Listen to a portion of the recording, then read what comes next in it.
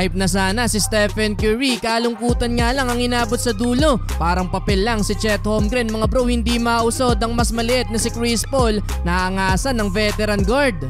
Golden State Warriors versus OKC Thunder. No Draymond Green ng Dub Nation mga bro dahil sa suspension. Wala din si Stephen Curry dahil naman sa knee injury. Pagkakataon para sa ibang players ng Warriors na mag-step up tulad na lang ng ginawa ni Kuminga, 5 straight points kagad kakaumpisa pa lang ng game. Nagparamdam din agad si Wiggins at Thompson, 10-4 start para sa home team. Yun nga lang, nakabalik din agad dyan ang OKC, walang injured sa lineup. Under 6 minutes nang ipasok ang rookie na si Podziemski. Naging crowd favorite to last game ng isa sa bumuhat sa Warriors. May dalang sipag ang rookie. Di makapaniwala si Kuminga mga bro na pumasok pa ang tira kahit binato na lang ang bola. Napareklamo na lang din ng Warriors sa mga pito ng referee. Napituan ng foul ang rookie.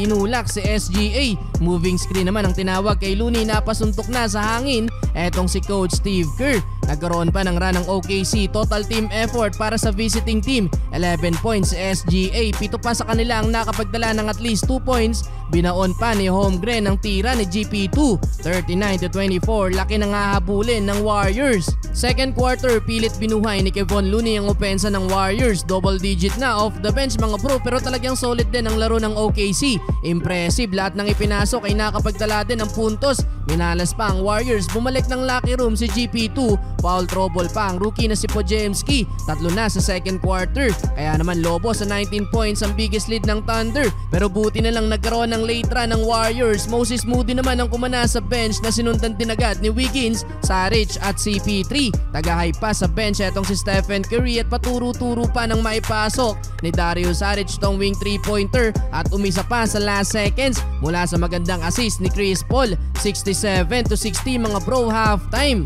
Third quarter, hindi umubra sa poste si Chet Holmgren mga bro kontra kay Chris Paul at na-turnover pa ang bola. Baba na lang sa 4 ang inahabol ng Warriors. Double figure na din si CP3. Aggressive na din pumuntos etong si Andrew Wiggins. Pinapabayaan nga lang ng Warriors sa 3 etong si Josh Giddey. May patitig pa sa bench. Under 3 minutes, 2 na lang ang lead ng OKC. Nakaisa na din sa 3 ang rookie na si Podziemski. Kaso nga lang, sagot din agad ng 2 3 points sa kabilang Thunder. Humabol pa ng slam dunk ang rookie na si Chet Holmgren, 94-85, end of third quarter.